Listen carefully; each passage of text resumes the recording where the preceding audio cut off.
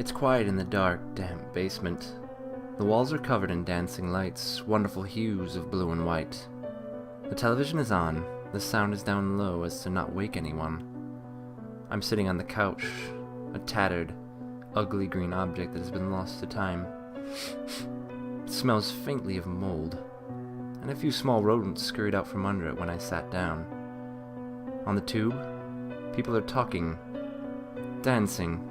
It appears to be a recording of a wedding, perhaps for a family friend. The picture is low quality, very fuzzy. The tape is no doubt old. It was in the machine when I turned the television on. I stare, transfixed. The people, despite the horrible picture, are wonderful looking. Beautiful, even. Beautiful, I whisper, smiling. A noise upstairs. The sound of someone walking down the stairs. Makes me jump, and I stand quickly and quietly, slowing my breath even though I know they can't hear me. With one hand, I shut off the television. And now, every inhale and exhale sounds as low as a fan blowing directly in one's ear. I creep to the bottom of the stairs, still alarmed. I'm not supposed to be down here, and it's late.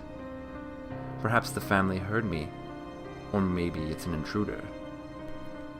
This new thought strikes terror in my heart, and the pumping and thudding in my ears grows louder as my pulse races. My breathing quickens, despite all my attempts to be quiet, and I know that if they were to open the door up there, they would hear me and my cover would be blown. Almost panicking and ready to bolt, I step on the lowest stair and begin to climb, praying that none of them creaks.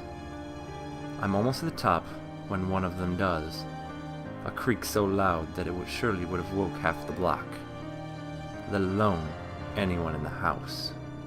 I hear shuffling on the other side of the door, padded feet scurrying about through the room. A female voice calls out, calling for a man, perhaps a boy. It does not matter.